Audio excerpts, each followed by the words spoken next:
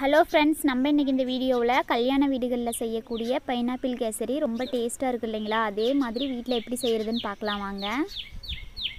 அதுக்கு ஒரு பைனாப்பிளை தோல் சீவிட்டு வாஷ் பண்ணி சின்ன சின்னதாக கட் பண்ணி எடுத்துக்கலாம்.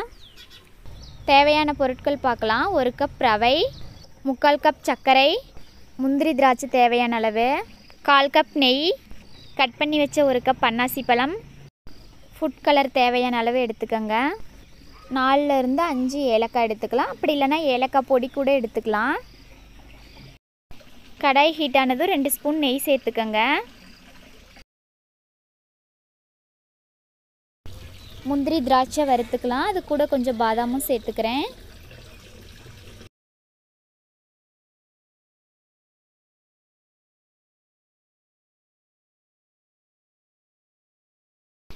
நல்லா இந்த மாதிரி செவக்க வறுத்து எடுத்துக்கோங்க.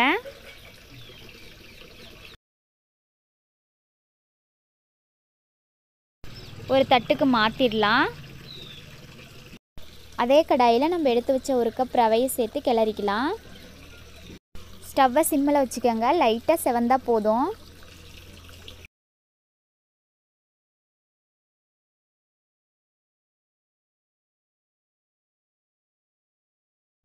ரொம்ப வறுக்க தேவையில்லை. இந்த மாதிரி லைட்டாக வறுத்து எடுத்துக்கலாம். கருப்பாக இருக்கிற மாதிரி இருக்குது பாருங்கள், அது வேறு எதுவும் இல்லை, பாதாமோட தோல். தனி பிளேட்டுக்கு மாற்றிக்கலாம். அடுத்து கடாய் ஹீட் ஆனதும் 3.5 கப்பு தண்ணி சேர்த்துக்கலாம். 1 கப்பு ரவைக்கு 3.5 கப்பு தண்ணி கரெக்டாக இருக்கும்.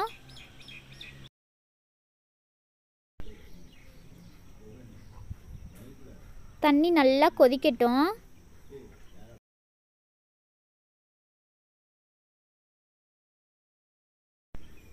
தண்ணி இந்த மாதிரி நல்லா கொதிக்கும் போது நம்ம தட்டி வச்ச ஏலக்காய் சேர்த்துக்கலாம்.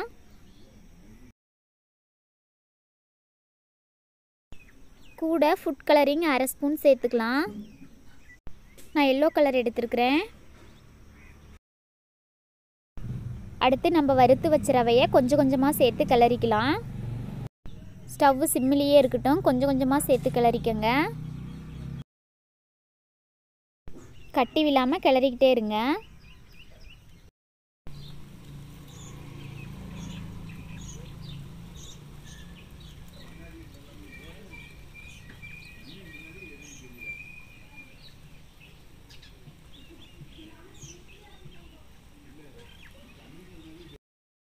ரவை நல்லா வெந்துடுச்சு. இந்த டைமில் 2 ஸ்பூன் நெய் சேர்த்துக்கலாம்.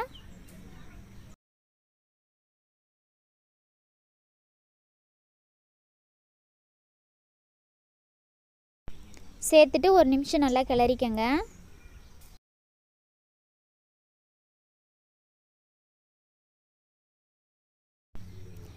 இந்த டைமில் 3/4 கப்பு சர்க்கரை சேர்த்துக்கலாம். இனிப்பு வந்து தேவையான அளவு சேர்த்துக்கங்க. 3/4 கப்லேருந்து 1 கப் வரைக்கும் கூட சேர்த்துக்கலாம். இந்த டைமில் ரவை நல்லா இலகி வரும், கிளறி விடுங்க.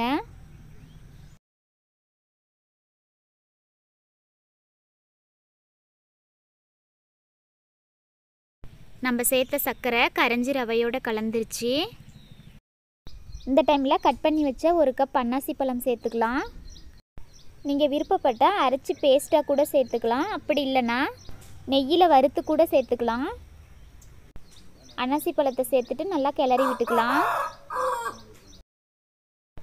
அன்னாசி பழத்தை முடிஞ்ச அளவுக்கு சின்ன சின்னதாக கட் பண்ணி சேர்த்துக்கோங்க.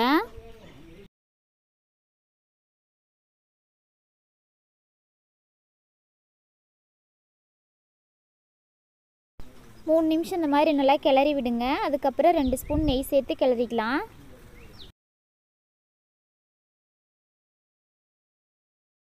நெய் சேர்த்துட்டு கூடவே நம்ம வறுத்து வச்ச பாதாம், முந்திரி, திராட்சை எல்லாம் சேர்த்துக்கலாம்.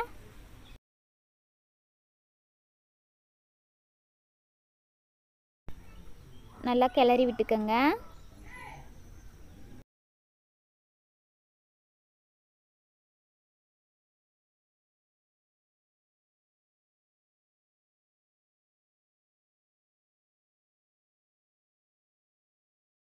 நல்லா கிளறி விட்டுட்டு இந்த டைமில் ஸ்டவ் ஆஃப் பண்ணிடுங்க. ரொம்ப சுவையான பைனாப்பிள் கேசரி ரெடி ஆயிடுச்சு.